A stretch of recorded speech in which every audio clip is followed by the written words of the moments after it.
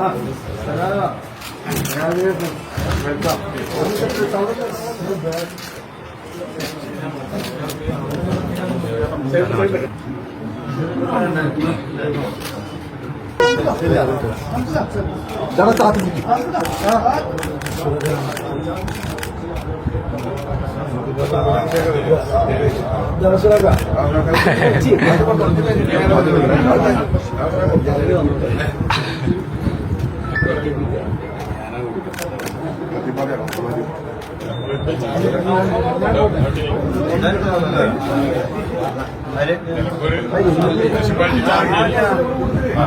ഇക്ബാൽ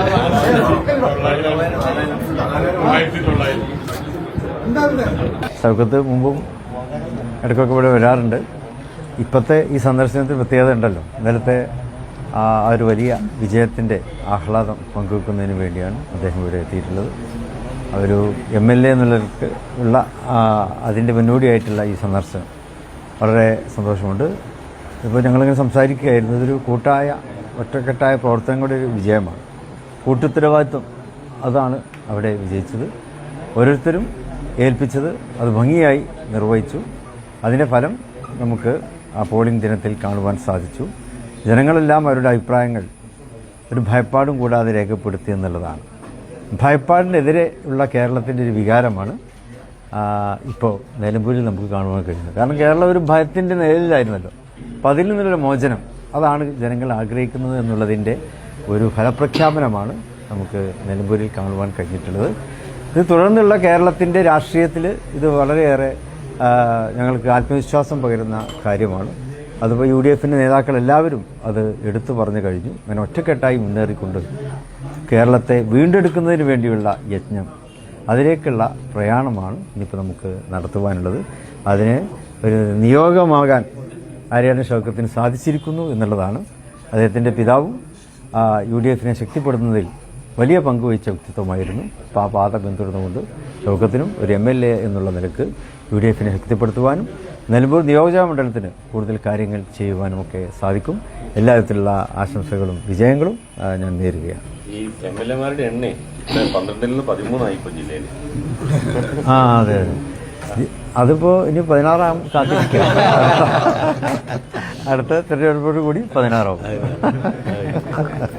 ആദ്യം തെരഞ്ഞെടുപ്പ് റിസൾട്ട് വന്ന് ആദ്യം തന്നെ പാണക്കാട്ടേക്കാണല്ലോ വരുന്നത്. തീർച്ചയായും നിലമ്പൂരിൽ യഥാർത്ഥത്തിൽ തെരഞ്ഞെടുപ്പ് പ്രചരണം തുടങ്ങിയത് മുസ്ലിം ലീഗ് ആദ്യം മുന്നൊരുക്കം എന്ന് പറഞ്ഞൊരു വലിയ പരിപാടി, ആ താഴെ തട്ടിലെ അണികളെ മുഴുവൻ സജ്ജരാക്കാൻ, തെരഞ്ഞെടുപ്പിന് സജ്ജരാക്കാൻ. അത് കഴിഞ്ഞ് ഉള്ളൊരുക്കം എന്ന് പറയുന്ന പരിപാടി. മുസ്ലിം ലീഗിന്റെ നിയോജകമണ്ഡലം പ്രസിഡന്റൊക്കെ ഇവിടെയുണ്ട്, ഇക്ബാൽ മാസ്റ്ററൊക്കെ എൻ്റെ ഇവിടെയുണ്ട്. വളരെ സജ്ജമായതിന് വാസ്തവത്തിൽ തെരഞ്ഞെടുപ്പ് പ്രചരണ തുടക്കത്തിൽ മുസ്ലിം ലീഗായിരുന്നു മുന്നിൽ, കോൺഗ്രസ് കുറച്ച് പിറകിലായിരുന്നു. പിന്നീട് ഒരുമിച്ച് UDFൻ്റെ ഒറ്റക്കെട്ടായിട്ടുള്ള പ്രവർത്തനം. ഞാൻ എൻ്റെ തെരഞ്ഞെടുപ്പ് പ്രചരണം തുടങ്ങിയത് ഇവിടെ കൊടപ്പനക്കുന്നിൽ തറവാട്ടിലെന്ന് തങ്ങൾ ഹജ്ജിന് പോയതായിരുന്നു. ഫോണിലൂടെ ആദ്യം എനിക്ക് അനുഗ്രഹം ചൊരിഞ്ഞുകൊണ്ടാണ് ഹജ്ജിന് പോയത്. മാത്രമല്ല ഹജ്ജ് കഴിഞ്ഞ് നേരെ 4 മണിക്ക് അങ്ങോട്ട് എത്തിയത്. തങ്ങൾ എത്തിയിട്ട് നേരെ നിലമ്പൂരേക്കാണ് വന്ന്, ഹജ്ജ് കഴിഞ്ഞ് വന്ന് നേരെ ആ അനുഗ്രഹത്തോടു കൂടി തന്നെയാണ് നേരെ തങ്ങൾ നിലമ്പൂർ വന്ന് തെരഞ്ഞെടുപ്പ് പ്രചരണ രംഗത്ത് അതിന് നേതൃത്വം നൽകാൻ, അതിനുവേണ്ട ഉപദേശങ്ങൾ തരാൻ, നിർദ്ദേശങ്ങൾ തരാൻ. അതുപോലെ തന്നെ PK കുഞ്ഞാലിക്കുട്ടി സാഹിബ് എപ്പോഴും നമുക്കറിയാം UDFൽ എവിടെയൊക്കെ എന്തൊക്കെ ഉണ്ടെങ്കിലും അത് ഒരുമിപ്പിക്കുന്ന ഒരു വലിയ ദൗത്യം നിർവഹിക്കുന്നത് എപ്പോഴും എല്ലാ കാലത്തും.